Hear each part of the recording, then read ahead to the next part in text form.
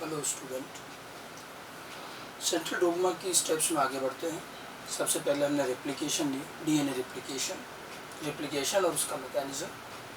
After the replication which is the process of transmission of character from one generation to next generation. Now in central dogma replication के बाद आगे की जो steps हैं वो gene expression की है। जनरेशन टू जनरेशन ट्रांसफ़र करना है replication, but with in the same generation अगर हमें करेक्टर या यूँ कहें एक्सप्रेशन करना है, हेरिडिटी इन्फॉर्मेशन को एक्सप्रेस करना है, तो फिर हम ट्रांसलेशन पर जाएंगे। ठीक है, तो सेंट्रल डोग्मा का जीन एक्सप्रेशन का जो फर्स्ट स्टेप है वो हम आज शुरू करेंगे, ट्रांसक्रिप्शन। ठीक है, transcription which is also called the first step of expression of gene in organism, वही सेंट्रल डोग्मा की फर्स्ट स्टेप। ठीक है, डेफिनेशन ट्रांसक्रिप्शन की बड़ी सिंपल सी एक लाइन की डेफिनेशन है, formation of RNA from DNA. ठीक है, डीएनए से डीएनए बनना रिप्लिकेशन था। हम कंपेयर करते चलेंगे रिप्लिकेशन को ट्रांसक्रिप्शन से। तो न्यूक्लिक एसिड फॉर्मेशन का काम हो गया एक तरह से, डीएनए फॉर्मेशन हमने बताया डीएनए रिप्लिकेशन में। अब हम आरएनए फॉर्मेशन की बात कर रहे हैं और आरएनए हमेशा डीएनए से बनता है। Formation of RNA from DNA is called transcription and all types of RNA. वैसे मेजोरिटी ऑफ आरएनए जो बनता है वो एमआरएनए होता है, क्योंकि आरआरएनए टीआरएनए बनने के बाद में वो स्टेबल होते हैं, लॉन्ग टर्म चलते हैं, बार बार नहीं बनाते हैं। बट एमआरएनए फ्रीक्वेंटली बनता है, इसलिए बार बार कई बार जब भी हम ट्रांसक्रिप्शन की बात करते हैं तो अक्सर हम एमआरएनए लिखते हैं, लेकिन वो एक्चुअल में आरएनए सारे आरएनए के लिए होता है। ठीक है, अब देखिए एक और खास बात क्या है, हमारे पास डीएनए काफ़ी बड़ा है, जेनेटिक मटीरियल, एक एक क्रोमोसोम में बहुत लेंदी डीएनए है, लीनियर डीएनए चाहे सर्कुलर डीएनए जो भी हो, और उस एक डीएनए के अंदर अलग अलग जगहों पर कई सारे जीन हैं, जीन लीनियरली अरेंज्ड है। ठीक है, जहाँ तक हम बात रिप्लिकेशन की करते हैं तो रिप्लिकेशन की शुरुआत हम करते हैं ओआरआई से। ओआरआई से स्टार्ट करने के बाद पूरे डीएनए की कॉपी होती है, चाहे उस डीएनए में कुछ काम का हो चाहे नहीं हो, क्योंकि ऐसा नहीं है कि सारा डीएनए हमारे लिए यूजफुल है, बहुत सारा डीएनए यूजलेस भी होता है। मैंने आपको बहुत पहले जेनेटिक्स में बताया था, जीन के बीच में लंबे लंबे गैप्स हैं, वहाँ कोई जीन नहीं है, डीएनए तो है वो। तो डीएनए की जब रिप्लिकेशन या कॉपी होती है तो ये हमें नहीं देखना पड़ता है कि which one is the useful part and which one is not, कौन सा जीन है नहीं है, कोई दिक्कत नहीं, सारा डीएनए कॉपी होता है ओआरआई से स्टार्ट होकर। बट जब हम डीएनए से आरएनए बनाते हैं तो हमें ये चीज़ें बड़ी ध्यान रखनी पड़ती है। डीएनए से जब हम आरएनए बनाएंगे तो हम पूरे डीएनए से आरएनए नहीं बनाते, क्योंकि एंटायर डीएनए में हेरिडिटी इन्फॉर्मेशन नहीं है। फिर एक ही डीएनए में बहुत सारे जीन हैं और हम एट ए टाइम एक जीन से मान लीजिए आरएनए बना रहे हैं, तो हमारे पास एक बिल्कुल डिफाइंड एरिया होगा, केवल हम एक पर्टिकुलर सेगमेंट ऑफ डीएनए से ही आरएनए बनाएंगे। रिप्लिकेशन की तरह नहीं है कि बस ओआरआई ढूंढ लिया और उसके बाद चलते जाओ। यहाँ हमें पहले देखना पड़ेगा कि हमें आरएनए बनाना कहाँ से स्टार्ट करना। जहाँ से हमारा जीन शुरू हो रहा होगा, डीएनए तो बहुत बड़ा है, जहाँ से जीन स्टार्ट हो रहा होगा वहीं से आरएनए बनाना शुरू करेंगे, और जहाँ जीन खत्म हो रहा होगा वहीं तक ही बनाएंगे। तो यहाँ एक बाउंड्री चाहिए कि आपको एक पर्टिकुलर हिस्से का ही डीएनए से आरएनए बनाना है, पूरा डीएनए एज सच आरएनए में कॉपी नहीं होता। ठीक है, एट ए टाइम कोई पर्टिकुलर सेगमेंट, ये एक बड़ी खास बात है। Entire DNA do not forms RNA, RNA forms from a specific segment. RNA जो होगा ये एक स्पेसिफिक सेगमेंट से बनेगा, ठीक है, विच कैरी हेरिडिटरी इंफॉर्मेशन, और उस स्पेसिफिक सेगमेंट को हम क्या कहेंगे, जीन बोल सकते हैं, सिस्ट्रॉन बोल सकते हैं। सिस्ट्रॉन भी मैं बता चुका हूँ, particular segment of DNA which forms RNA, और वही जीन भी होता है। तो एक पर्टिकुलर स्पेसिफिक सेगमेंट से बनेगा जिसको हम जीन कहेंगे। समझ में आ गई बात। तो एक कंपैरिजन जो है, हमें एनसीईआरटी में इन चीज़ों का बड़ा अच्छा कंपैरिजन दिया हुआ है, तो हमें रिप्लिकेशन के साथ कोरिलेट करना है। तो ध्यान रखिएगा, रिप्लिकेशन में डीएनए की पूरी कॉपी होती है, कोई हिस्सा छोड़ा नहीं जाएगा। जबकि डीएनए से जब आरएनए, ट्रांसक्रिप्शन में जब डीएनए से आरएनए बनता है तो पूरे डीएनए से आरएनए एक साथ नहीं बनता, पर्टिकुलर एक हिस्से से बनेगा और उसी हिस्से को सिस्ट्रॉन या जीन कहेंगे। ठीक है, अब इसका मतलब बड़ी साफ बात है कि हमें डीएनए में ये पहचानना आना चाहिए कि हमें यहाँ से आरएनए बनाना है, यहाँ तक बनाना है। समझ गए? ट्रांसक्रिप्शन या आरएनए बनाने का ये काम, साइट ऑफ ट्रांसक्रिप्शन यूकैरियोट्स में ये काम न्यूक्लियस में होगा, क्योंकि डीएनए न्यूक्लियस में है, वहाँ एक मेम्ब्रेन बाउंड न्यूक्लियस है। प्रोकैरियोट में ऐसा कोई न्यूक्लियस नहीं है, डीएनए वो साइटोप्लाज्म ही होता है, तो ट्रांसक्रिप्शन का काम साइटोप्लाज्म है। तो प्रोकैरियोट यूकैरियोट में साइट ऑफ ट्रांसक्रिप्शन अलग अलग है, न्यूक्लियस एक में साइटोप्लाज्म। ठीक है, और देखिए आरएनए फॉर्मेशन में हमारी रिक्वायरमेंट क्या क्या रहेगी, पहले हम वो ज़रा समझ लें। तो requirements for the RNA formation, तो सबसे पहली रिक्वायरमेंट तो हमारा डीएनए ही है। कि सबसे पहले तो हमें डीएनए चाहिए। यहाँ पर डीएनए एक टेम्पलेट की तरह काम करेगा और डीएनए के स्ट्रैंड के सामने हम आरएनए का स्ट्रैंड बनाएंगे, it act as a template. Okay, then we need ribonucleotide. जैसे हमने डीएनए बनाने के लिए भी रिक्वायरमेंट्स बताई थी, आरएनए की रिक्वायरमेंट, वहाँ हमने डीऑक्सीराइबोन्यूक्लियोटाइड लिए थे, यहाँ हम राइबोन्यूक्लियोटाइड लेंगे। डीएनए आरएनए बनाने के बेसिक प्रोसेस में बड़ी सिमिलरिटी, ठीक है। यहाँ राइबोन्यूक्लियोटाइड यूज होंगे। राइबोन्यूक्लियोटाइड भी आप जानते हैं 4 टाइप के हैं, adenosine monophosphate, guanosine monophosphate, uridine monophosphate, cytidine monophosphate, AMP, GMP, CMP, UMP. लेकिन हमने कहा था हम न्यूक्लियोटाइड को एक्टिवेटेड फॉर्म में लाते हैं, तो यहाँ भी वही 2 एडिशनल फॉस्फेट जुड़ेंगे जैसा डीएनए में किया है। तो ट्राइफॉस्फेट फॉर्म में यहाँ पर 4 टाइप के राइबोन्यूक्लियोटाइड आएंगे एक्टिवेटेड फॉर्म, और ये activated form ATP, GTP, CTP, UTP. वहाँ हमने लिया था डीएटीपी, डीजीटीपी, डीसीटीपी। अब यहाँ पर होगा एटीपी, वो डी जो होता है वो डीऑक्सी के लिए होता है, ठीक है। यहाँ थाइमिन नहीं होगा, यूटीपी आएगा। तो ये एक्टिवेटेड फॉर्म में लेंगे और अगेन सेम वही की वही चीज़ें जो डीएनए में थी कि ये हमारे एक्टिवेटेड राइबोन्यूक्लियोटाइड 2 तरह से काम आएंगे। They act as substrate as well as energy source. जब आरएनए बनेगा, जैसे डीएनए से कंपेयर करते चलेंगे, जब आरएनए बनेगा तो यही राइबोन्यूक्लियोटाइड यूज होंगे और अपने 2 फॉस्फेट हटा करके एनर्जी भी देंगे। तो ये एनर्जी सोर्स भी रहते हैं और ये खुद यूज भी होते हैं, एज ए सबस्ट्रेट भी काम आते हैं। The same dual function is there. Okay, उसके अलावा कुछ हमें प्रोटीन फैक्टर्स चाहिए। प्रोटीन फैक्टर्स यूकैरियोट्स में चाहिए। यूकैरियोट का ट्रांसक्रिप्शन थोड़ा सा कॉम्प्लिकेटेड होता है, वहाँ अलग अलग स्टेप में प्रोटीन फैक्टर्स काम आते हैं जो इस पूरी प्रोसेस को रेगुलेट करते हैं, ठीक है। हमारे कोर्स में बहुत ज़्यादा यूकैरियोटिक पार्ट नहीं है, हम ज़्यादातर प्रोकैरियोटिक पार्ट पर ही फोकस करें, ठीक है। तो यूकैरियोट्स में कुछ प्रोटीन फैक्टर की ज़रूरत पड़ सकती है। और उसके बाद में लास्ट में जो सबसे इंपॉर्टेंट पार्ट है वो है उसका एंजाइम। आरएनए बनाने के लिए एंजाइम कौन सा चाहिएगा। हमने बहुत शुरू में कहा था कि आरएनए बनाओ चाहे डीएनए बनाओ, एंजाइम पॉलीमरेज यूज़ होगा। अब अगर डीएनए बनाना है तो डीएनए पॉलीमरेज, जो हमने डीएनए रिप्लिकेशन में यूज़ किया। आरएनए बनाना है तो आरएनए पॉलीमरेज, तो यहाँ कौन सा एंजाइम काम आएगा, आरएनए पॉलीमरेज। फिर हम इनको भी डीएनए डिपेंडेंट, आरएनए डिपेंडेंट में डिवाइड करते हैं अकॉर्डिंग टू टेम्पलेट। तो यहाँ टेम्पलेट कौन है, डीएनए। मतलब किससे आरएनए बना रहे हो, डीएनए से बना रहे हो, तो हमारा पूरा नाम क्या हुआ एंजाइम का, डीएनए डिपेंडेंट आरएनए पॉलीमरेज, ठीक है। रिप्लिकेशन में कौन सा एंजाइम काम आया था, डीएनए डिपेंडेंट डीएनए पॉलीमरेज। यहाँ कौन सा काम आएगा, DNA dependent RNA polymerase, right. तो ये बेसिक चीज़ों की हमें ज़रूरत पड़ेगी आरएनए फॉर्मेशन ट्रांसक्रिप्शन में। थोड़ा सा इस एंजाइम के बारे में हम थोड़ा सा और चीज़ें समझें, ये एंजाइम क्या कुछ है, किस तरह से इसका कंपोनेंट्स रहेंगे। DNA dependent RNA polymerase enzyme prokaryote eukaryote में थोड़ा सा डिफरेंस रहेगा। प्रोकैरियोट के केस में एक ही टाइप का ये एंजाइम है जो सारे आरएनए बनाता है, जबकि यूकैरियोट्स में अलग अलग आरएनए के लिए अलग अलग एंजाइम है। In prokaryotes only 1 type of RNA polymerase enzyme, केवल single type, only 1 type of RNA polymerase enzyme which forms all types of RNA, ठीक है। तो यहाँ कोई डिफरेंस वेरिएशन नहीं है, एक ही टाइप का आरएनए पॉलीमरेज एंजाइम है जो सारे आरएनए बना देगा। लेकिन in eukaryotes there are 3 types. ये जो 3 टाइप्स हैं यूकैरियोट्स में, इसको हम लिखेंगे RNA polymerase 1, RNA polymerase 2 and RNA polymerase 3। ये 3 टाइप्स हैं। अब कौन सा एंजाइम किस आरएनए को बनाएगा ये ध्यान रखना है। आरएनए पॉलीमरेज 1 फॉर्म्स आरआरएनए, ये बनाता है आरआरएनए, ठीक है। RNA polymerase 2 forms mRNA and RNA polymerase 3 forms tRNA. पहले तो एक ब्रॉड वे में ये ध्यान रखना, आरएमटी, आरएनए पॉलीमरेज 1 2 3, आरएमटी की सीक्वेंस ध्यान रखिए, आरआरएनए एमआरएनए टीआरएनए, राइट, ठीक है। अब एक चीज ध्यान रखना, आरएनए पॉलीमरेज 3 टीआरएनए बनाता ही है, लेकिन एक आरआरएनए में बनाता है 5S आरआरएनए। आरआरएनए में आपको याद कीजिए यूकैरियोट्स में आरआरएनए के कितने टाइप, अब ये याद होना चाहिए। यूकैरियोट्स में आरआरएनए के 4 types, 28S, 5.8S, 5S and 18S। इन 4 में से मैंने ये भी कहा था कि 5S आरआरएनए को छोड़कर तीनों न्यूक्लियोलस में बनते हैं। 5S आरआरएनए न्यूक्लियोलस से बाहर लेकिन न्यूक्लियोप्लाज्म में बनता है, ये पहले हो चुकी बात है।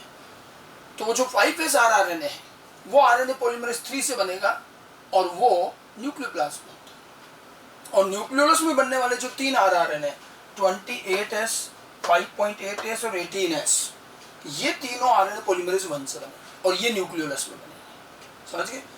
ये एंजाइम एक तरह से न्यूक्लियोलस में ही है और ये वहाँ पर 28S, 5.8, 18S आरआरएनए बनाएगा और जो रिमेनिंग 5S आरआरएनए वो आरएनए पॉलीमरेज 3 बनाएगा। वो न्यूक्लियोप्लाज्म है।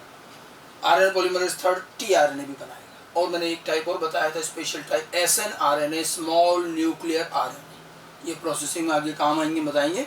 तो ये एसएनआरएनए जो है ये भी आरएनए पॉलीमरेज थर्ड ही बनाएगा।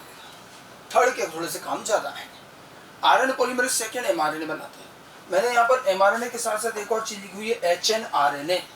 ये एचएनआरएनए क्या चीज़ है? ये एमआरएनए का ही प्रिकर्सर है। अभी थोड़ा सा हम ट्रांसक्रिप्शन पढ़ेंगे, वहाँ समझेंगे।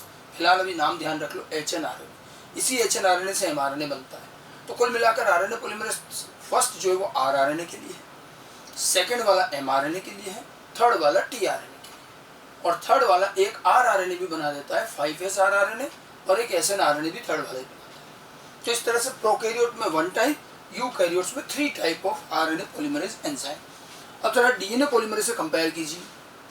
तो डीएनए रिप्लिकेशन में हमने बताया था डीएनए पॉलीमरेज प्रोकैरियोट में 3 टाइप है। क्या नाम था? DNA polymerase 1, 2, 3।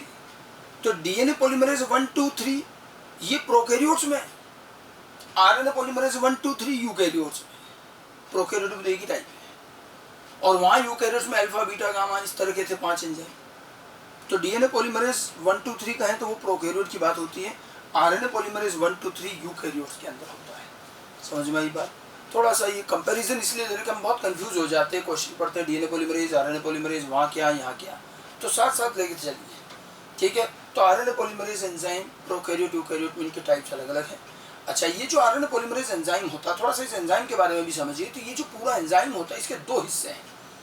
एक इसमें छोटी सी यूनिट होती है जो इससे लग भी जाती है, हट भी जाती है, मूवेबल डिटेचेबल यूनिट, उसको बोलते हैं सिग्मा फैक्टर। और बाकी एक बड़ी यूनिट होती है जिसको कोर एंजाइम कहते हैं।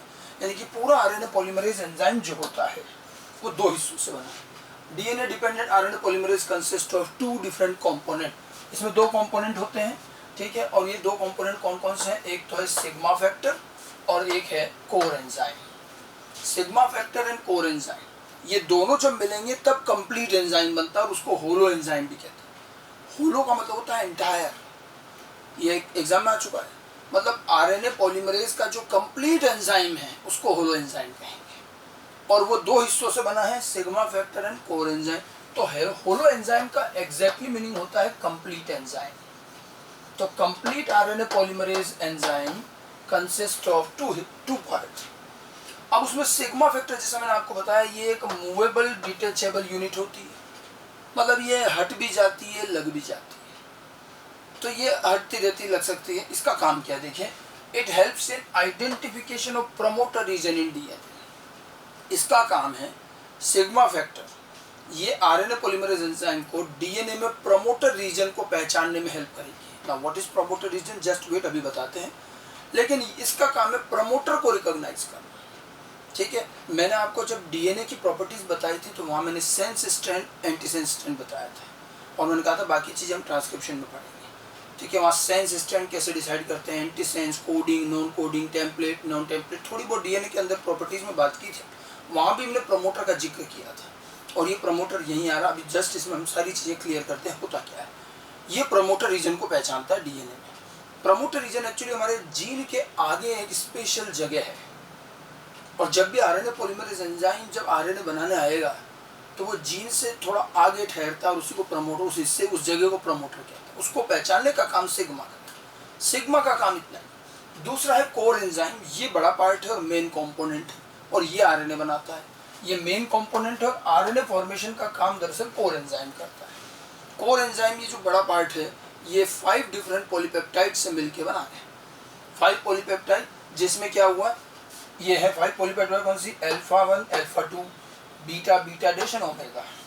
ये 5 पॉलीपेप्टाइड है, alpha 1, alpha 2, beta, beta dash and omega. ये मिलके कोर एंजाइम बनाते हैं। और एक पॉलीपेप्टाइड, ये सिग्मा फैक्टर जो है, एक सिंगल पॉलीपेप्टाइड है, ये अलग है, जो हट भी जाते हैं, अलग भी जाते हैं, ठीक है। तो इस तरह से पूरा का पूरा एंजाइम 2 हिस्सों में बना। आरएनए बनाने वाला मेन पार्ट है कोर एंजाइम, और प्रमोटर रिकॉग्नाइज कराने के लिए एक अलग हिस्सा है सिग्मा फैक्टर, जो रिमूव भी किया जा सकता है। तो जो कंप्लीट होलो एंजाइम, अब अगर आपसे यहाँ पूछा जाए तो यहाँ पर कितना हो गया, 1 और 5, यानी कि कुल मिलाकर 6 पॉलीपेप्टाइड। अगर हम कंप्लीट एंजाइम की बात करें तो कंप्लीट आरएनए पॉलीमरेज एंजाइम में कितनी पॉलीपेप्टाइड चेन हुई, तो 6 हो जाएगी। 1 कौन सी हुई, सिग्मा, 5 ये हो गई 6 पॉलीपेप्टाइड चेन। एंड दिस, इन दोनों को मिलाकर कहेंगे होलो एंजाइम। होलो एंजाइम एक कॉमन नेम है, आप किसी भी एंजाइम को कैसे, जब एंजाइम में सारे कंपोनेंट एक साथ हो तो वो complete enzyme holo enzyme. Holo enzyme minus sigma factor is called, ये भी पूछा जाता है, holo enzyme minus sigma is called core enzyme. फिर क्या बची है, सिग्मा हटाते कोर एंजाइम बचा। ठीक है, तो ये तो खैर रिक्वायरमेंट्स की बात हो गई कि ट्रांसक्रिप्शन के लिए, आरएनए फॉर्मेशन के लिए हमें क्या क्या चीज़ें चाहिएंगी। आरएनए फॉर्मेशन के लिए हमारी रिक्वायरमेंट्स हैं डीएनए, राइबोन्यूक्लियोटाइड और ये सारी चीज़ों के अलावा एंजाइम, और एंजाइम के टाइप्स, आरएनए पॉलीमरेज एंजाइम के टाइप्स और उसके कंपोनेंट ध्यान रखना। ठीक है, अब बात आती है, वापस हम शुरू पे आते हैं, जब मैंने कहा था कि डीएनए में पूरा डीएनए आरएनए नहीं बनाएगा, एक पर्टिकुलर सेगमेंट से बनेगा। ठीक है, केवल जीन और सिस्टोन वाले हिस्से से। तो इसका मतलब आप देखिए कि कोई न कोई ऐसा तरीका होना चाहिए जिससे डीएनए में हम ये पहचान पाएं डीएनए का ये हिस्सा ट्रांसक्रिप्शन में इन्वॉल्व होगा और कुछ नहीं भी होगा। ठीक है, डीएनए का जो पार्ट ट्रांसक्रिप्शन में पार्टिसिपेट करेगा उसको हम कहते हैं फिर ट्रांसक्रिप्शन यूनिट। अब हमें डीएनए में एक यूनिट, जैसे वहाँ क्या था, रिप्लिकॉन, याद करो, ओआरआई अपनी जगह थी। ठीक है, ओआरआई सब जगह थी, और जो हिस्सा डीएनए का रिप्लिकेशन कर रहा है एक साथ, वो रिप्लिकॉन कहलाता है। लेकिन डीएनए को तो पूरे डीएनए को हमने रिप्लिकॉन में डिवाइड कर रखा, तो वहाँ तो किसी को नहीं छोड़ा, पूरा डीएनए कॉपी होगा। बट ट्रांसक्रिप्शन में ऐसा नहीं है। ट्रांसक्रिप्शन में डीएनए का एक पर्टिकुलर सेगमेंट ही ट्रांसक्रिप्शन में इन्वॉल्व होगा और उसको हम ट्रांसक्रिप्शन यूनिट कहेंगे। तो हम मैकेनिज्म ऑफ ट्रांसक्रिप्शन में आने से पहले ट्रांसक्रिप्शन यूनिट समझ लें कि हम आखिर पहचानेंगे कैसे कि डीएनए में किस हिस्से का हमें ट्रांसक्रिप्शन करना, आरएनए बनाना। ठीक है, तो ट्रांसक्रिप्शन यूनिट देखते हैं। Transcription unit is the segment of DNA which take part in transcription. Again the same thing, again important thing, it is the part of DNA which participate in transcription. It doesn't mean this is the segment which forms RNA entirely. ये वो हिस्सा है जो transcription में participate करेगा। हम ये नहीं करें कि इस पूरे हिस्से से आरएनए बन जाए, ऐसा नहीं। देखिए, जहाँ जीन है आपका, अब देखिए नेचुरल अरेंजमेंट क्या है, जहाँ जीन है जिससे आपको आरएनए बना, उसमें हेरिडिटी इन्फॉर्मेशन, उससे आरएनए बनाना। अब उस जीन के आगे हमने एक साइट बनाई है और जीन के पीछे भी एक साइट बनाई है। आगे वाले साइट तो हमें ये बताती है कि भाई यहाँ से स्टार्ट करना है, और लास्ट वाली जो साइट है जीन के बाद, वो हमें बताती है कि बस यहीं तक रुकना है, यहाँ खत्म कर दो, आगे जीन नहीं है। तो जीन के दोनों तरफ कुछ ऐसी साइट्स लगाई गई हैं जिससे हमें वो बाउंड्री, वो डिमार्केशन हो जाए कि कितने हिस्से से आरएनए बनना है। ठीक है, जहाँ से स्टार्ट करना है वो प्रमोटर है, जहाँ एंड करना है वो टर्मिनेटर है। और इसीलिए पूरे ट्रांसक्रिप्शन यूनिट के 3 कंपोनेंट हो गए, promoter, structural gene and terminator. ये प्रमोटर और टर्मिनेटर तो बाउंड्री बनाते हैं, मेनली जिससे आरएनए बनाना वो कौन है, ये स्ट्रक्चरल जीन। अगर मैं इसको डीएनए में ब्रीफ में रिप्रेजेंट करूँ तो जैसे मान लो ये डबल स्ट्रैंडेड डीएनए, ठीक है। अब ये मान लीजिए इसका 3rd एंड है, ये 5 एंड है। मैंने कॉइल्ड नहीं बनाया, अलग अलग बनाया, बाकी ये कॉइल्ड होगा। अब अगर देखिए ऐसा होता है कि यहाँ मान लीजिए एक प्रमोटर रीजन है और लास्ट में क्या है, टर्मिनेटर रीजन। ठीक है, ये तो क्या हो गया, ये हो गया प्रमोटर रीजन। ठीक है, प्रमोटर, ये क्या हो जाएगा, टर्मिनेटर। तो ये तो स्टार्टिंग और एंडिंग बताने, और बीच में ये जो है ये है स्ट्रक्चरल जीन। ऐसे ये कोई ऐसा बॉक्स बना हुआ नहीं है, डीएनए होता है बस, ये तो अपन ने अपने समझने के लिए बना रखा है और कुछ नहीं। ऐसा कोई बॉक्स नहीं होता, ये पूरा डीएनए है। जहाँ स्ट्रक्चरल जीन है, देखिए जीन यहाँ से स्टार्ट हो रहा है, यूँ समझिए जीन का ये स्टार्टिंग पॉइंट, यहाँ से जीन स्टार्ट हो रहा है इधर। तो जीन के स्टार्टिंग पॉइंट से ठीक आगे एक साइट होगी जिसको प्रमोटर कहेंगे। आरएनए पॉलीमरेज जब आरएनए बनाने आता है वो सीधा जीन पे जाके नहीं जुड़ेगा, वो आता है और उसके सिग्मा फैक्टर जो मैंने अभी बताया, वो जो है इस प्रमोटर को पहचानती है, वो ढूंढती, हेडलाइट की तरह आगे मूवेबल रहती, और वो ढूंढती डीएनए में, हाँ ये रहा प्रमोटर, अपने को यहाँ जुड़ना है। तो प्रमोटर हिस्सा बताती है सिग्मा फैक्टर, एंजाइम आके यहाँ बाइंड करेगा। अब जीन तो यहाँ से स्टार्ट हो रहा है, एंजाइम बाइंड आगे हुआ है, हमने जानबूझकर एंजाइम को जीन के आगे ठहराया है।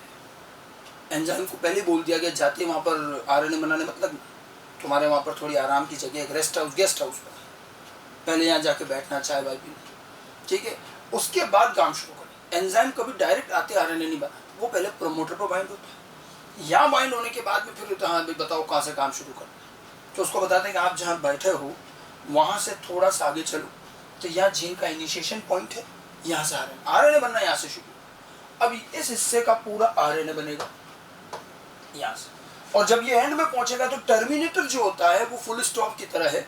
टर्मिनेटर साइड ये इंडिकेट करती है कि बस अब जीन का हिस्सा खत्म, यहीं पर अपने को रोकना है, तो आरएनए बनना पड़ता है, यहाँ जाके रुक जाएगा। ये पूरी यूनिट ने ट्रांसक्रिप्शन में पार्टिसिपेट किया, तो ये जो पूरा हिस्सा है डीएनए का, ये एंटायर पार्ट, इसी को हम क्या कहेंगे, ये ट्रांसक्रिप्शन यूनिट है। समझ में आई बात?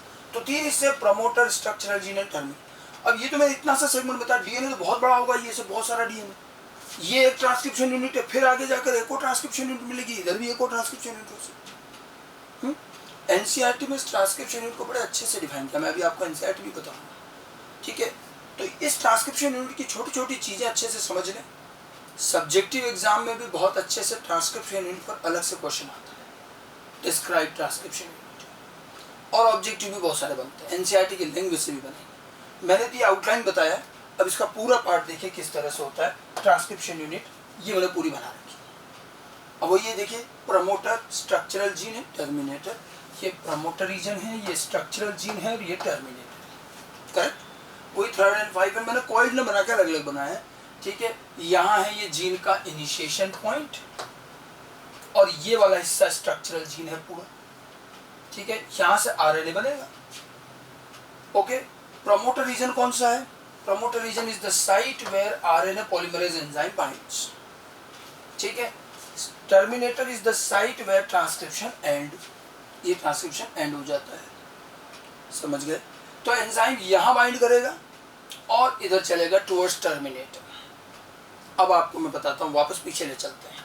जब हमने डीएनए की प्रॉपर्टी पढ़ी थी, मैंने आपको template strand, non template strand, sense strand, anti sense strand, coding strand, non coding strand की टर्म्स बताई थी। एक्चुअली क्या होता है, अब डीएनए रिप्लिकेशन से आरएनए फॉर्मेशन, ट्रांसक्रिप्शन में एक डिफरेंस और देखिए। एक डिफरेंस तो ये हुआ कि डीएनए रिप्लिकेशन में पूरे डीएनए की कॉपी होती है, ट्रांसक्रिप्शन में केवल डीएनए के एक हिस्से से आरएनए बनता है, याद रखिएगा। अभी सब हम एनसीईआरटी में भी देखेंगे इन चीज़ों को। दूसरी चीज़ ये है कि डीएनए जब रिप्लिकेट होता है तो डीएनए के दोनों स्ट्रैंड को हम टेम्पलेट की तरह काम में लेंगे, भले वो एंटी पैरेलल है, तो हम एक में बाहर से अंदर जाते हैं, एक में अंदर से बाहर आते हैं, दोनों डायरेक्शन में चलते हैं, लेकिन दोनों स्ट्रैंड के सामने नया स्ट्रैंड बना के पूरे डीएनए की कॉपी करते हैं। अब ऐसा नहीं है, यहाँ ध्यान रखना, हमें सिर्फ सिंगल स्ट्रैंडेड आरएनए चाहिए। तो यहाँ डीएनए के दोनों स्ट्रैंड से आरएनए नहीं बनेगा, किसी एक स्ट्रैंड से बनेगा, ठीक है। आरएनए फॉर्मेशन हमेशा 5 to 3 डायरेक्शन हो, तो कोई भी हो, चाहे डीएनए हो चाहे RNA, direction of formation 5 to 3 होगा। अब हमें पता है कि 5 to 3 ही आरएनए बनेगा, ठीक है, और वो डीएनए स्ट्रैंड के सामने बनेगा। तो डीएनए और आरएनए को अगर आमने सामने लाना है तो फिर एंटी पैरेलल रखना पड़ेगा, और आरएनए तो 5 to 3 बनेगा, तो फिर डीएनए हमें क्या लेना पड़ेगा, 3 to 5। ये मैं पहले भी बता चुका हूँ। इसलिए इस ट्रांसक्रिप्शन यूनिट में जो 3 to 5 स्ट्रैंड होगा डीएनए का, उस पर वास्तव में हेरिडिटी इंफॉर्मेशन लिखी हुई है, और उसी से फिर कॉम्प्लीमेंट्री आरएनए बनेगा, ठीक है। अब कौन सा वाला 3 to 5 लें, क्योंकि आप देखो तो ये 3 to 5 यूं भी है और यूं भी है, ये मैंने बताया भी था कि 3 to 5 तो दोनों तरफ से मिलता है। तो अब डिसाइड होगा प्रमोटर से, क्योंकि एंजाइम आके कहाँ बैठा, एंजाइम यहाँ बैठेगा, तो वो तो यहाँ बैठने के बाद देख रहा है कि अच्छा मुझे आरएनए बनाना है, 5 to 3 बना पाऊंगा, तो 3 to 5 वाला, तो यहाँ बैठा हुआ एंजाइम 3 to 5 देखिएगा टुवर्ड्स टर्मिनेटर, तो उसको 3 to 5 कौन सा मिला, ये वाला, ये तो 5 to 3 होगा, यहाँ से अगर अपन देख रहे हैं, ठीक है। एंजाइम की बाइंडिंग पोजीशन से प्रमोटर डिसाइड करेगा कि कौन सा स्ट्रैंड सेंस, कौन सा एंटी सेंस, कौन सा टेम्पलेट, कौन सा नॉन टेम्पलेट। प्रमोटर से, प्रमोटर पर बैठने के बाद एंजाइम को ये 3 to 5 मिला, तो आप देखिए मैंने यहाँ एरो करके यहाँ आरएनए बना रखा है, 3 to 5 स्ट्रैंड से आरएनए बनेगा। ये आरएनए के लिए टेम्पलेट की तरह काम करेगा, तो इसको हमने कहा है टेम्पलेट स्ट्रैंड, तो ये दूसरा वाला हो जाएगा नॉन टेम्पलेट स्ट्रैंड। इससे आरएनए नहीं बनेगा 5 to 3 से। स्ट्रक्चरल जीन का एक ही स्ट्रैंड आरएनए फॉर्म करता है, दोनों से नहीं, ठीक है। 5 to 3 बनाना, और 5 to 3 इसी से बनेगा जब 3 to 5 के सामने बनेगा। आगे बात समझ में। अब डीएनए के दोनों स्ट्रैंड से अगर आरएनए बन जाए तो प्रॉब्लम क्या होगी, इस चीज को लेकर एनसीईआरटी ने एक बड़ा अच्छा पैराग्राफ लिखा है। देखिए, दो बातें हैं। अगर दोनों स्ट्रैंड से आरएनए बनेंगे तो पहली बात तो क्या हुआ, अगर सपोज बन जाए किसी भी तरह से, अगर दोनों स्ट्रैंड से आरएनए बन गए तो एक चीज तो ये होगी कि ये दोनों आरएनए कॉम्प्लीमेंट्री होंगे कि नहीं, क्योंकि देखो ये दोनों स्ट्रैंड कॉम्प्लीमेंट्री, तो इनसे बनने वाले आरएनए भी आपस में कॉम्प्लीमेंट्री होंगे। तो ये कहा जाता है कि अगर दोनों स्ट्रैंड से आरएनए बन गए तो वो दोनों आरएनए एक दूसरे के कॉम्प्लीमेंट्री होंगे और वो आरएनए एक दूसरे से पेयरिंग कर जाएंगे और डबल स्ट्रैंडेड आरएनए बन जाएगा। डबल स्ट्रैंडेड आरएनए बनने के बाद फिर आपसे ट्रांसलेशन नहीं कर पाओगे। और एक चीज ध्यान रखना, double stranded RNA eukaryotic cell में रखा नहीं जाता, इमीडिएटली डिस्ट्रॉय कर दिया जाता, तो फिर कोई प्रोटीन ही नहीं बनेगा। एक चीज तो ये। और सपोज दोनों स्ट्रैंड से आरएनए बने और समहाउ चलो हमने डबल स्ट्रैंडेड नहीं बनने दिया और प्रोटीन बनवा लिए, मान लेते हैं, तो फिर दोनों स्ट्रैंड के आरएनए से अलग अलग प्रोटीन बनेगा। आप कोई भी डीएनए का एक हिस्सा लिख के देख लेना, बिल्कुल बनेगा। तो एक ही जीन से दो प्रोटीन बनने लग जाएंगे। तो हमारी जो जेनेटिक स्पेसिफिसिटी है कि एक जीन से एक प्रोटीन और एक कैरेक्टर बनना, वो खत्म हो जाएगी। जरूरत एक प्रोटीन की होगी, दो दो बनेंगे अनवांटेड। तो ये सारी चीज हमारे पूरे जेनेटिक सिस्टम को डिस्टर्ब कर देगी। इसलिए कभी भी डीएनए के दोनों स्ट्रैंड से आरएनए नहीं बनेंगे, एक से बनेगा। और वो स्ट्रैंड 3 to 5 ओरिएंटेशन वाला होगा, उसके सामने 5 to 3 कॉम्प्लीमेंट्री बनेगा। तो ये टेम्पलेट स्ट्रैंड, ये नॉन टेम्पलेट स्ट्रैंड। समझ में आई बात। अब मैंने आपको एक चीज बताई थी कि यहाँ जो सीक्वेंस है, जैसे मैंने लिख लिया ATGC, तो 5 to 3 वाले पे इस पर कॉम्प्लीमेंट्री होगा TACG। और एमआरएनए भी कॉम्प्लीमेंट्री होगा, एक के सामने टी की जगह एमआरएनए में यू आ जाता है, फिर टी के सामने ए, जी के सामने सी। ये देखिए, अब आप देखिए जो सीक्वेंस टेम्पलेट स्ट्रैंड पर है वो सीक्वेंस इससे कॉम्प्लीमेंट्री आ गई 5 to 3 पर, और जो 5 to 3 पर सीक्वेंस है वही तो एमआरएनए पे भी दिख रही है। बस ठीक है, टी की जगह यू आ गया, या TACG या UACG। तो एमआरएनए और 5 to 3 स्ट्रैंड, जिसको हम नॉन टेम्पलेट स्ट्रैंड कहते हैं, इन दोनों की सीक्वेंस एक जैसी होती है, except the thymine of non template being replaced by uracil in RNA. अब ये बात अच्छे से ध्यान रखना, आपको क्वेश्चन पूछा जाएगा कि सपोज डीएनए की एक स्ट्रैंड दी है, बताओ आरएनए में क्या सीक्वेंस आई। तो कई बार क्या करते हैं अपन, डायरेक्ट कॉम्प्लीमेंट्री लिखना शुरू कर देते हैं। सबसे पहले ये देख लेना डीएनए की जो स्ट्रैंड दी उसका डायरेक्शन क्या है। अगर डीएनए आपको 3 to 5 दिया है तो ही कॉम्प्लीमेंट्री लिखना। मान लो अगर क्वेश्चन में डीएनए 5 to 3 की सीक्वेंस दे दी, तो 5 to 3 सीक्वेंस जो डीएनए की है ना, तो आरएनए पूछा जाए तो वही की वही लिख देना, बस टी की जगह यू कर देना। 5 to 3 डीएनए स्ट्रैंड जो है उसकी सीक्वेंस और आरएनए की सीक्वेंस सेम होती है, टी की जगह यू आ जाएगा। क्योंकि आरएनए पर देखो कोडिंग आती है, ये सब कोडेड सीक्वेंस होती है, तो इससे कोड सीक्वेंस किस पर ट्रांसफर हुई, आरएनए पर। तो आरएनए पर जो कोडिंग सीक्वेंस आई वही की वही सीक्वेंस तो 5 to 3 पर भी है, क्योंकि दोनों कॉम्प्लीमेंट्री है। इसीलिए 5 to 3 सीक्वेंस को हम कोडिंग स्ट्रैंड कहते हैं, इसको सेंस स्ट्रैंड कहते हैं। The sense of RNA, RNA पर जो सेंस आया, जो कोडिंग सीक्वेंस आई, वो एज सच वापस आपको 5 to 3 नॉन टेम्पलेट में मिलती है। इसलिए नॉन टेम्पलेट 5 to 3 को हम सेंस स्ट्रैंड कोडिंग स्ट्रैंड कहेंगे, और टेम्पलेट स्ट्रैंड को कहेंगे anti sense strand non coding strand. समझ में आई बात। उल्टा लगता है, जो आरएनए बना रहा है, जो आरएनए कोड कर रहा है, उसको कोडिंग नहीं बोलते। जो आरएनए बनाता है उसको टेम्पलेट या नॉन कोडिंग कहेंगे, एंटी सेंस कहेंगे। और जिससे आरएनए नहीं बनता उस स्ट्रैंड को, 5 to 3 स्ट्रैंड को हम नॉन टेम्पलेट, सेंस या कोडिंग स्ट्रैंड कहेंगे। ये रिवर्स चलता है, अच्छे से ध्यान रखना। डीएनए में प्रोमोटर रीजन से 3 to 5 जो होगा वो template, antisense, non coding. Promoter से जो 5 to 3 होगा वो नॉन टेम्पलेट, सेंस या कोडिंग स्ट्रैंड। ठीक है, लिख भी रखा हमने कि its sequence resembles with RNA except T in place of you.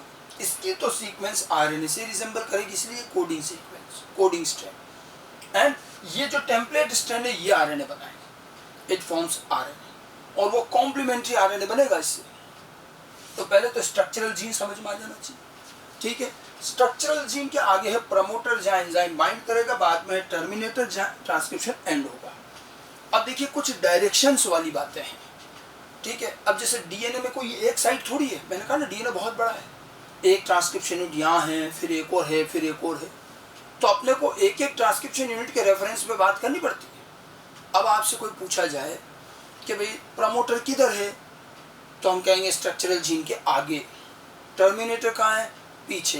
तो आगे पीछे बोलना कोई टेक्निकली और साइंटिफिक वर्ड नहीं, तो इन डायरेक्शंस को स्पेसिफाई करने के लिए कुछ सिस्टम बनाए गए।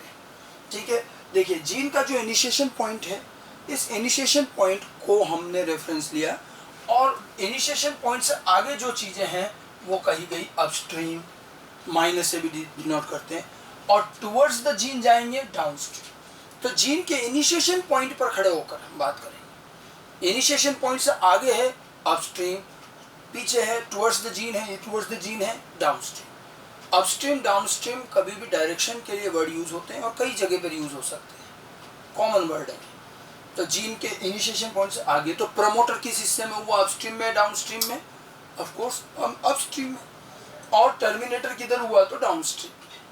Plus side downstream, minus side upstream. ठीक है, एक तो ये ध्यान रखना है। दूसरी बात, एक और चीज आती है कि इस towards which end of DNA promoter is located. एक ये क्वेश्चन और बनता है कि डीएनए के कौन से एंड की तरफ प्रमोटर है, कौन से एंड की तरफ टर्मिनेटर है।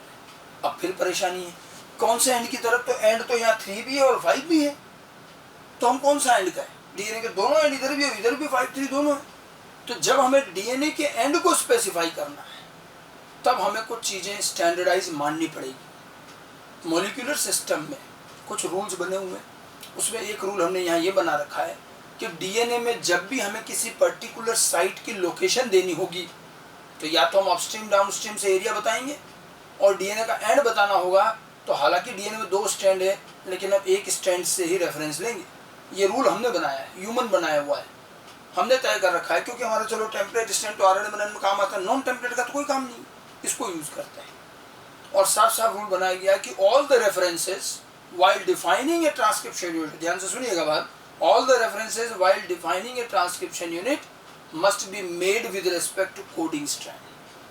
कोडिंग स्ट्रैंड के रेफरेंस पे ही सारी चीजें दी जाएंगी।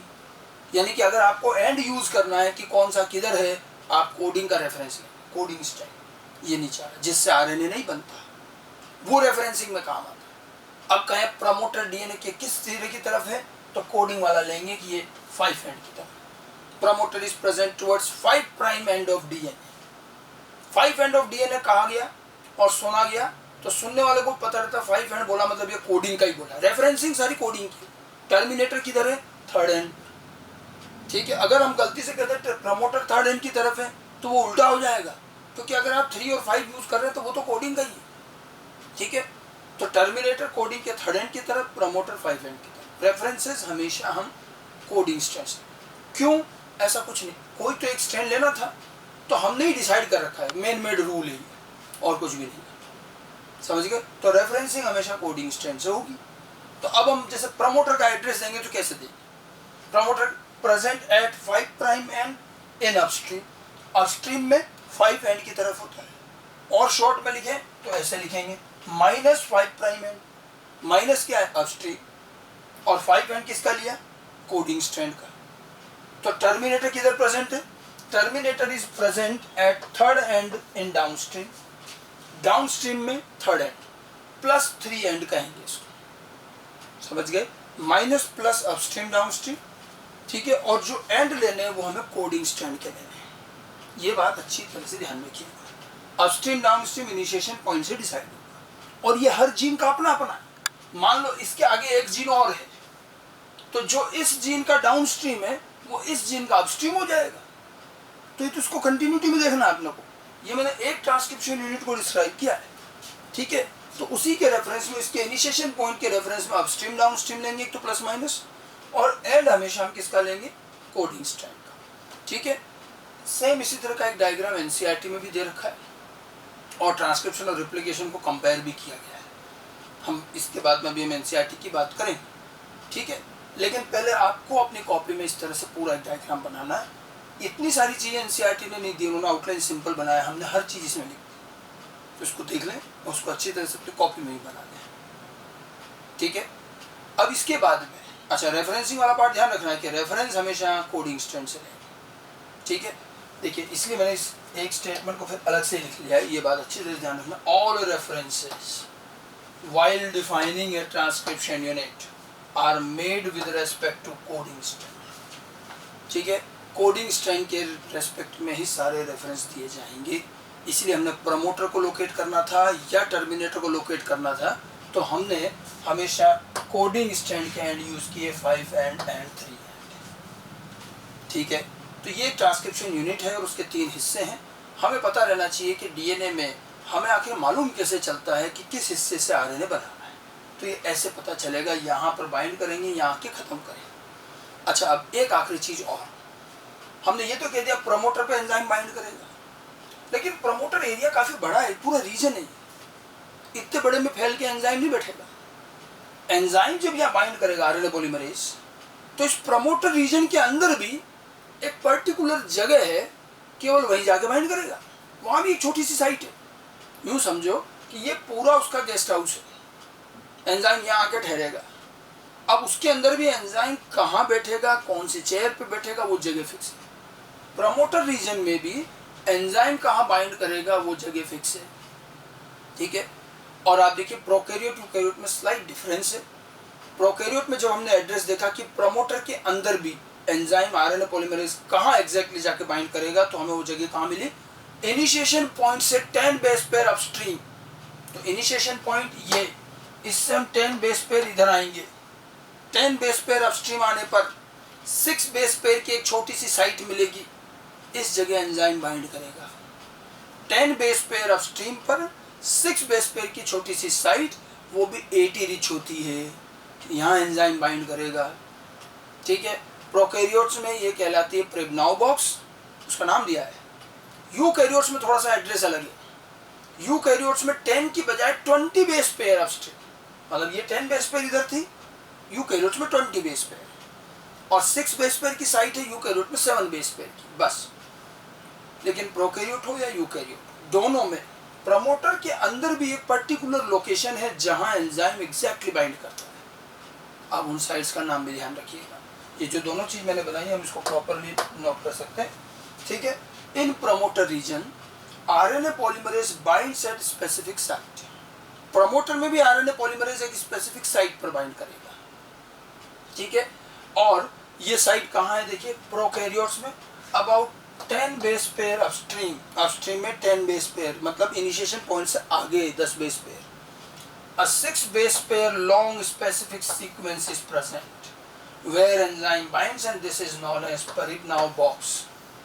Pribnow box कहते हैं इसकी, ये 6 बेस पेयर की ये है TATAAT, पूरा 80 रिच रीजन। ठीक है, ये 6 बेस पेयर हो गए, एक स्ट्रैंड बताया, दूसरा भी इसी तरह TATAAT। यूकैरियोट्स में 10 की जगह 20, ये डिफरेंस है, 10 बेस पेयर, ये 20 base pair upstream.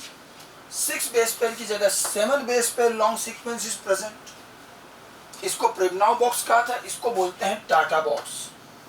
TATA box या हॉगनेस बॉक्स कहते हैं। एक ए एक्स्ट्रा होता है, TATAAT, सेम वही है, केवल एक ए एक्स्ट्रा, या फिर ये सीक्वेंस ऐसे भी हो सकती है TATATAT, दोनों में से कोई भी हो सकती है। ठीक है, इनके एड्रेस भी दिए जाते हैं, देखो इसको इस तरह से लिखेंगे, -10 बेस पेयर 5 प्राइम है, ये एड्रेस है प्रेबनाउ बॉक्स का। अब समझिए कैसे हुआ, माइनस मीन्स अपस्ट्रीम, कितना अपस्ट्रीम, 10 बेस पेयर, -10 BP, मतलब इनिशिएशन पॉइंट से 10 बेस पेयर आगे किस एंड की तरफ, 5 एंड, और एंड फिर से किसका लिया, कोडिंग स्ट्रैंड, रेफरेंस तो कोडिंग स्ट्रैंड से लेना है।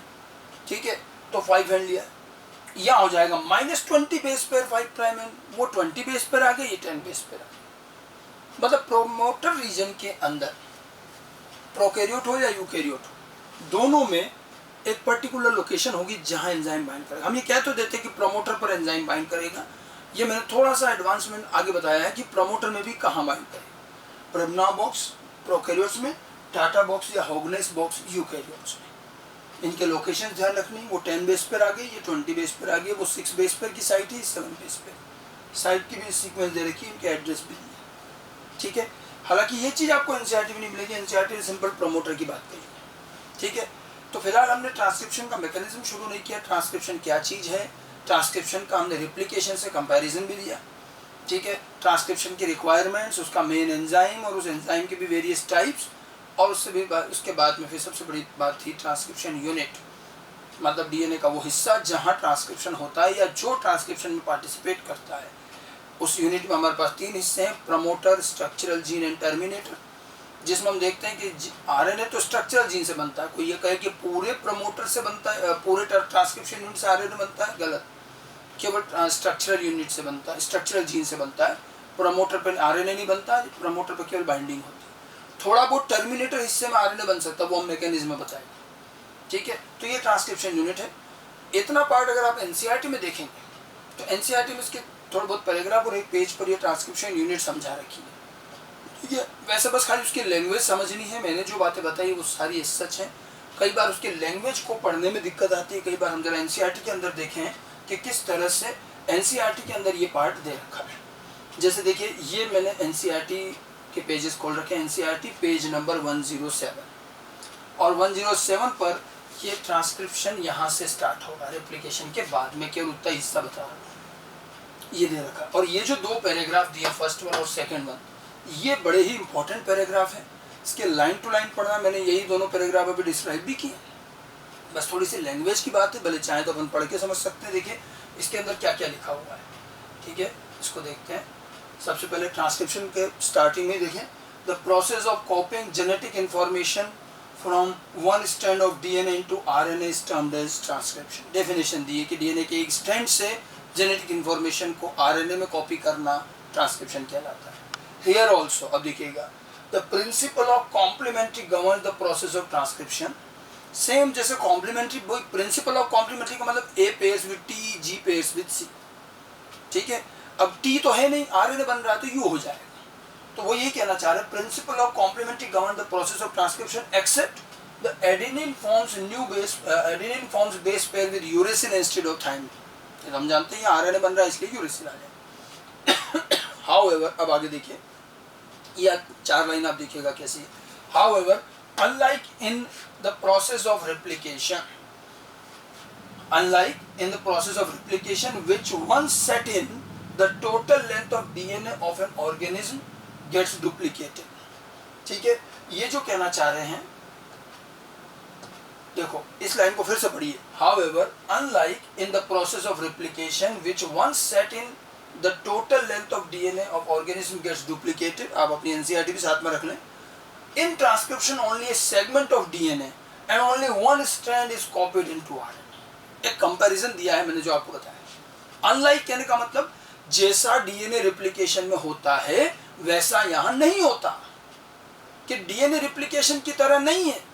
कि डीएनए रिप्लिकेशन की तरह क्या नहीं है? डीएनए रिप्लिकेशन जो कि एक बार अगर शुरू हो गया, लिखा है विच वंस सेट इन का मतलब अगर वो एक बार स्टार्ट हो गया तो फिर पूरे डीएनए की कॉपी होगी। जबकि ट्रांसक्रिप्शन में केवल एक हिस्से से आरएनए बनेगा और वो भी एक ही स्ट्रैंड से बनेगा। कंपैरिजन है। Unlike in the process of replication which once set in, the total length of DNA of organism get duplicated, पूरी डीएनए की लेंथ डुप्लीकेट होगी। In transcription only a segment of DNA and only one of the strands of DNA is copied into RNA, ठीक है। तो DNA replication से थोड़ा अलग है। मतलब यहाँ वैसा नहीं हो रहा है कि एक बार अगर रिप्लिकेशन शुरू हो गया तो पूरे डीएनए की कॉपी हो जाएगी और दोनों स्ट्रैंड की कॉपी होगी। यहाँ क्या हो रहा है, ट्रांसक्रिप्शन केवल एक सेगमेंट का होगा और उसमें भी केवल एक स्ट्रैंड से आरएनए बनेगा। कंपैरिजन समझ में आ गई बात, ठीक है, ये ध्यान रखिएगा। अब देखो आगे क्या लिखा है। दिस नेसेसिएट्स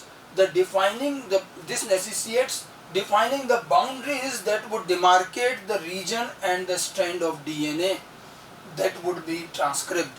क्योंकि अब एक ही सेगमेंट का काम करना है, एक छोटे से हिस्से से आरएनए बनाना है और एक स्ट्रैंड से बनाना है, तो अब इस चीज की आवश्यकता होगी। Necessitates, requirements, this necessitate defining the boundaries. अब हमें किस हिस्से से आरएनए बनाना है उसकी बाउंड्री डिफाइन करनी पड़ेगी और कौन से स्ट्रैंड से आरएनए बनेगा वो भी डिफाइन करना पड़ेगा।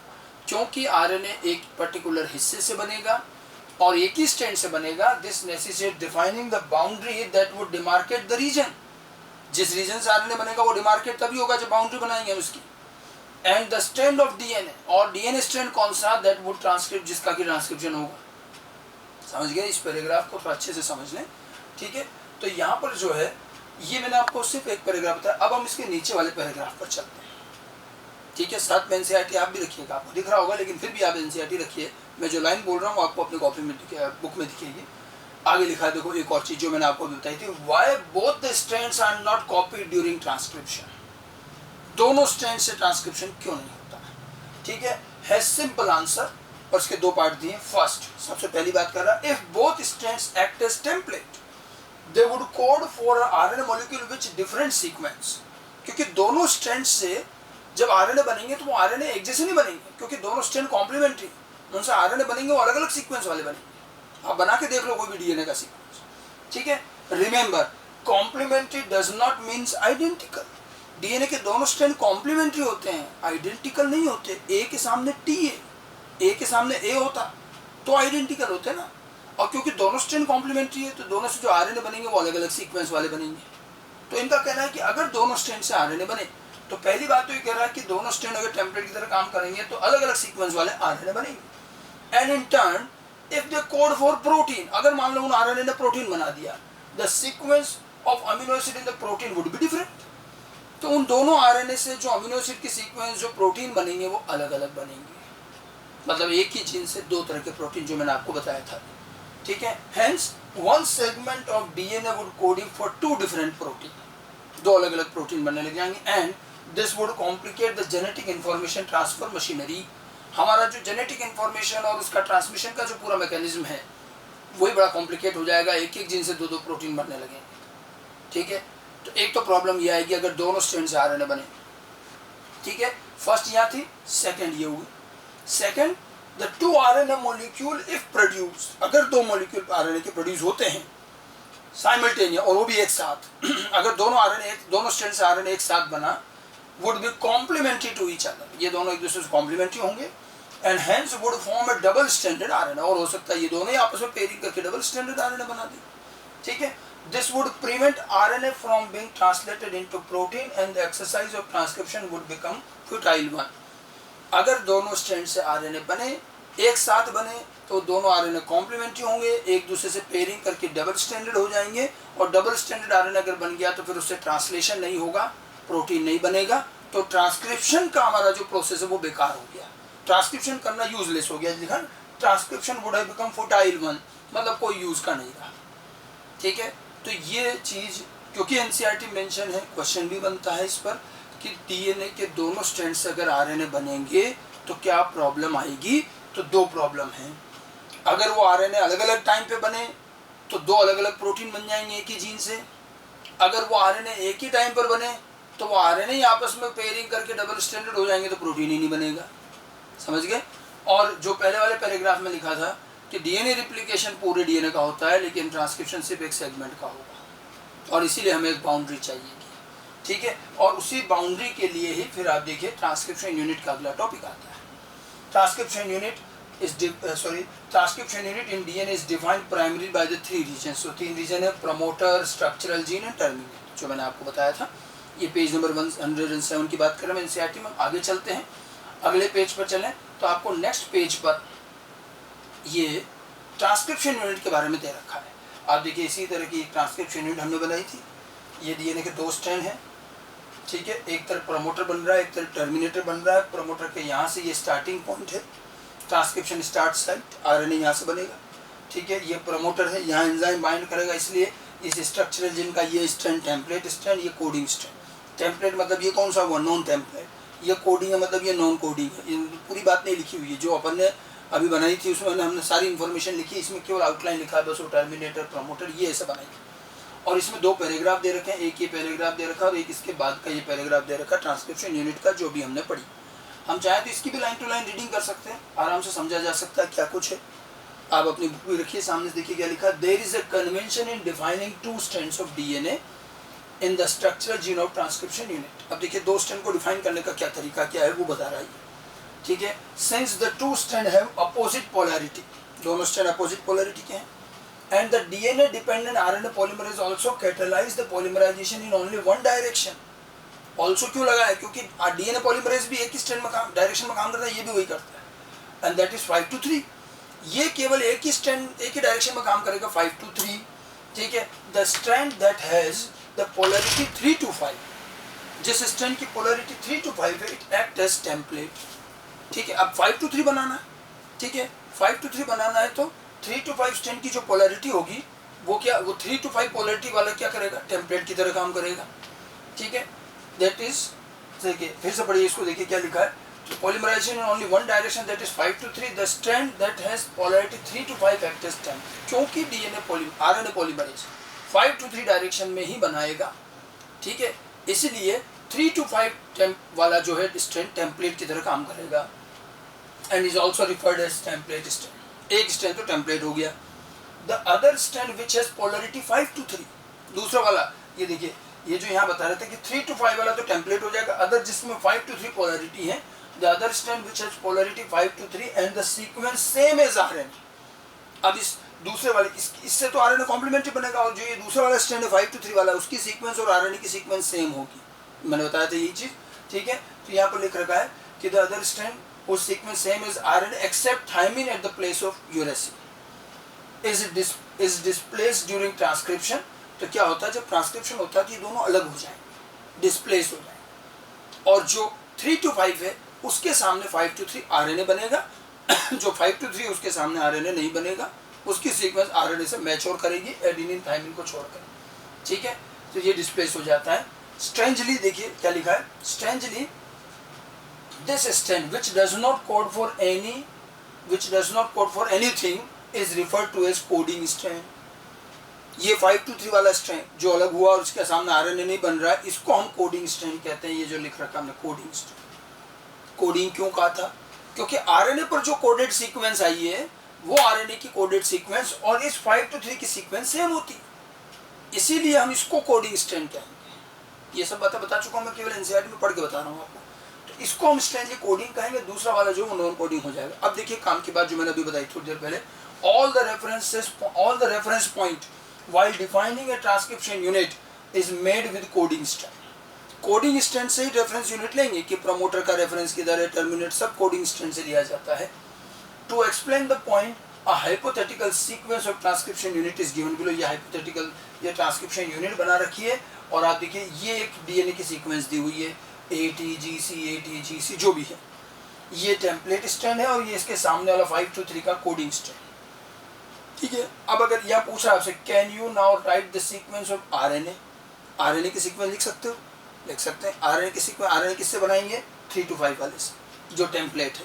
तो इसके सामने आप RNA बनाते जाओ, तो A के सामने क्या आ जाएगा, RNA में A के सामने T तो नहीं आएगा, U आएगा, और यहाँ है T, फिर T के सामने A, फिर G के सामने C। आप इसका RNA बनाओ, RNA की सीक्वेंस आप देखोगे और 5 to 3 की सीक्वेंस सेम आएगी, बस थाइमिन की जगह यूरेसिल आएगा। समझ गए? तो ये सीक्वेंस, ऐसा क्वेश्चन भी आता है कि कोई भी एक सीक्वेंस देकर के आपसे RNA की सीक्वेंस पूछ सकता है।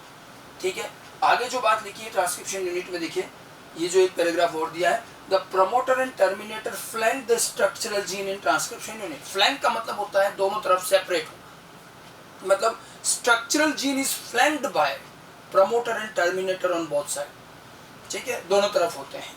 The promoter is said to be located towards 5 end, 5 end लिखा है अपस्ट्रीम, तो 5 एंड है अपस्ट्रीम है।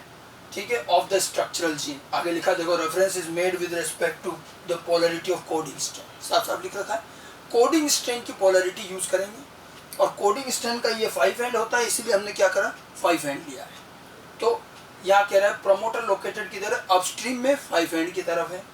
ठीक है, it is the DNA sequence that provide binding site for RNA polymerase, and it is the presence of A promoter in a transcription unit that also defines the template and coding strand।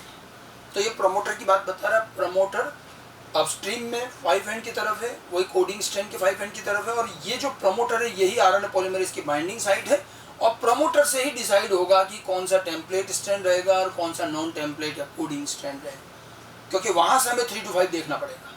ठीक है, तो promoter से decide होता है। देखिए आगे देखो क्या लिखा हुआ है, एक और खास बात, by switching the position with the terminator, the definition of coding and template strand would be reversed। तो ये कहना चाह रहे हैं कि अगर हम इनकी पोजीशन को रिवर्स कर दें, मतलब ये ऐसे है कि ये इधर आ जाए और ये इधर आ जाए, अगर हम प्रमोटर और टर्मिनेटर को स्विच कर दें तो हमारा जो टेम्पलेट और कोडिंग स्टैंड है ये भी रिवर्स हो जाएगा। जैसे ये प्रमोटर इधर आया और टर्मिनेटर इधर आया, तो जो कोडिंग स्टैंड अब इधर से 3 to 5 लेंगे, तो कोडिंग स्टैंड तो हो जाएगा कौन सा, टेम्पलेट, और टेम्पलेट वाला हो जाएगा कोडिंग या नॉन टेम्पलेट, उल्टा हो जाएगा। कहने का मतलब बात सिर्फ इतनी सी है, ठीक है। The terminator is located towards the third and downstream of the coding stand and usually define the end of the process of transcription. Terminator third and की तरफ है और वो एंड को रिप्रेजेंट करता है। तो प्रमोटर और टर्मिनेटर की बात कही गई है यहाँ पर, और कोई बड़ी बात नहीं है, ठीक है। फिर लास्ट में लिखा है there are some additional regulatory sequences that may be present further in upstream और downstream to the promoter. Promoter जहाँ है वहाँ कुछ और सीक्वेंस भी होती हैं, ऑपरेटर वगैरह होते हैं, ये हम आगे पढ़ेंगे। ये इसलिए लिख रहा है, ये तो अभी तो आपको सिर्फ ट्रांसक्रिप्शन के काम में 3 चीज़ें बताई। यहाँ कहना ये है कि प्रमोटर जहाँ ये अपस्ट्रीम डाउनस्ट्रीम में जो प्रमोटर के अलावा भी और टर्मिनेटर के अलावा भी कुछ एडिशनल सीक्वेंस हो सकती है जो रेगुलेशन में काम आती है। रेगुलेशन के ट्रांसक्रिप्शन को रोकना है या स्टार्ट करना, ऑन ऑफ करना, ये हम आगे पढ़ेंगे। जीन रेगुलेशन अलग से टॉपिक आएगा, वही चीज़ लिखी हुई है। There are additional regulatory sequence that may be present further upstream और downstream to the promoter. Some of the properties of this sequence shall be discussed with dealing with the regulation of gene expression. मतलब ये gene expression का जो हमारा अगला topic है, regulation of gene expression, वहाँ हम उसको डिस्कस करेंगे। कहने का मतलब ये है कि इस ट्रांसक्रिप्शन यूनिट में प्रमोटर और टर्मिनेटर के अलावा भी कुछ सीक्वेंसेज और होंगी जो आगे रेगुलेशन में काम आती है, जिस पर हम बाद में बात करें। तो ये पूरा ट्रांसक्रिप्शन यूनिट की बात कही गई है, ठीक है। और ट्रांसक्रिप्शन का रेप्लिकेशन से जो कंपैरिजन है, ये पेज नंबर 107 और ये पेज नंबर 108, ये दोनों चीज़ें जो आज हमने पढ़ी वो एनसीईआरटी में कहाँ है उसको भी थोड़ा अच्छी तरह से समझ लें। ओके, अब इसके बाद में हमारा अगला पार्ट रहता है ट्रांसक्रिप्शन का मैकेनिज्म। नेक्स्ट पार्ट में हम इसी को स्टार्ट करेंगे।